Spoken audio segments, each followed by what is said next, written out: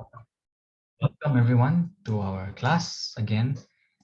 This week we'll be studying about framing, leading lines and perspective, and we will be keeping some time towards the end for your doubts and questions that you may have about the previous class.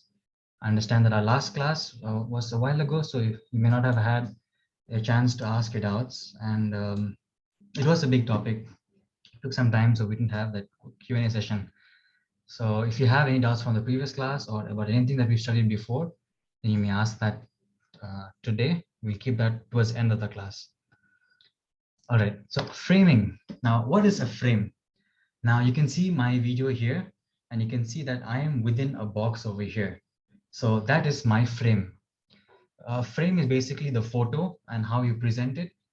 And within that frame, using this technique called framing, we are able to draw a person's attention towards something. And we're creating not just the whole photo, but within the photo, we're creating a smaller frame inside that so that you're able to draw attention to something. Now, you may have heard the terms such as subject and all that before. Subject is basically what you are photographing. The subject is what you want to photograph, the main thing in your photograph that you want to take a picture of. So I would recommend that when you have some time, go around and look around. With maybe if you go for a walk, you can look around maybe a park bench, or maybe you have a bridge through which you can see, and then you can see a frame. I'll show you some examples here so you'll understand better what I mean. This is a very good example by photographer Russ Burden of framing. So you can see the main subject there is the rock formation behind, but this fallen tree creates a very simple frame. So the first thing that you look is at the rock formation, and the frame itself adds to the photograph. So this is what we mean by when we say framing. Another example, here is the Taj Mahal. And while most photos show just the Taj Mahal itself, having a frame like this makes a picture stand out even more and be a little more unique. Framing can be anywhere. Here is a gate, and the subject, it's very symmetrical, as you can see on both sides, right and left. And even the subject in the center, that building over there, is very symmetrical. So this is another example of framing. Framing can also be in nature. Here we see in the wildlife, there's an example of framing through the legs of an elephant. And if you look through the legs of the baby elephant, but back there, it's not in focus, a giraffe. So that is another example of framing as well. So look around you and see where you can find opportunities to frame. It can be anywhere, like I mentioned, a bridge, or even at home, you can find places to frame things for you. And I would encourage that if you have the time this week, that you look into framing and trying to get a frame for your subjects. All right. Keeping the framing aside, here's another technique, leading lines. Now, I did remember teaching about the rule of 1/3 earlier, and here's another rule. It's not a rule, but a technique that can be used. Keep in mind that all these techniques and rules are not to be followed exactly to the T. You can experiment, and you are allowed to be creative with how you want to present the photo. And you, as a beginner, you're allowed to follow these rules, but don't limit yourself to just these things. Like they say, rules are meant to be broken. So the rule of 1/3, sometimes some photographers intentionally break it so that they can express their creative freedom better. So again, this is another idea that you can try to follow. Use lines in your photo by adjusting your perspective. Sometimes just keeping your phone this way and taking a picture may not be the best for that scenario. You can go up, or you can go down, left, right, or walk around, look for the best way that you can express, the best way you can show your subject.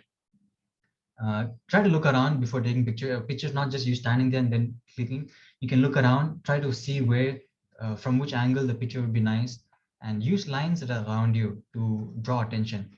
Leading lines is basically a technique where using the lines that are around behind you are drawing attention to the person that you want to draw attention to. Now, if you look at me now, you can see behind me, there's some curtains, but those lines are going straight up and down vertically. There's a mirror there, here, and there's my bed and cupboards, but all these lines are vertical and nothing is drawing lines towards me. But if you look at this example over here, you can see this person is walking down the railroads, and yes, it's a very symmetrical photo. So they've had that subject in the center, and there's equal sides on left and right. But another thing you'll notice is these lines are all pointing towards him. If you notice, you will see not just these four lines that are pointing towards him here. There's this one is pointing, everything is pointing towards him. And by doing that, the viewer's eyes subconsciously point towards where you want them to look. You can see all these lines point towards him. So this is another technique where photographers are able to guide where they want the subject to be and where they want the person to look at. So the first thing that you look at this photo is the person, and then you notice everything that's around them. So that is what leading lines is about. I'll show you more examples. Here is another example of leading lines on a bridge or on a walkway to a ship, I believe. These lines, even though they're not all in perfect focus, those lines are still there in the photos. And by having the subject stand there and adjusting the perspective, they're able to have all those lines converge at the location and have everyone look at the subject that they want the attention on. Here's another example.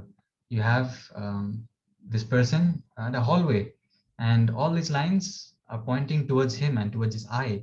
And by doing that, you're able to draw their attention towards the person. These lines literally catch where you're looking and draw it to the subject. So you can try to employ this technique in taking your pictures. So that is leading lines. Here is another example. This thing on the left side is an art installation, I believe, and people can walk through. So this photographer waited patiently for someone to walk across, and he clicked a picture. And by doing so, we see how everything is converging and that person in the center. So it's not just leading lines, but this is also an example of framing. So this person has used these lines to frame and to gain their attention at one point. Now, these lines don't have to always be straight. Look at this picture on the right side. These curved lines go all the way down, and they draw your attention, and it goes down and down and down and down. So that way they're using lines again to draw your attention to where they want your attention to be. And here is the last example of leading lines. You can see now these lines are not always pointing only towards the subject. We see that these lines are somewhat going like this, but most of the lines are going like this. And by having these lines here, especially these lines, for example, this line here and this line here and this line here and this line here, we're seeing that they're converging somewhere around the middle here. And by that, our attention is sucked into the center there, and it just catches our eye there. So that is another technique that can be used for taking pictures. As you saw, I'm showing examples from all over the place. There's indoors, outdoors, and portraits, people, animals. So these rules don't apply to a specific genre, but it can be applied anywhere. So even at home, you can look for lines, and sometimes you may not find the lines immediately. It takes time to train your eye to catch those lines. But once you do that, you're able to do it much more easily, and it helps. So start training yourself. The next way is forced perspective.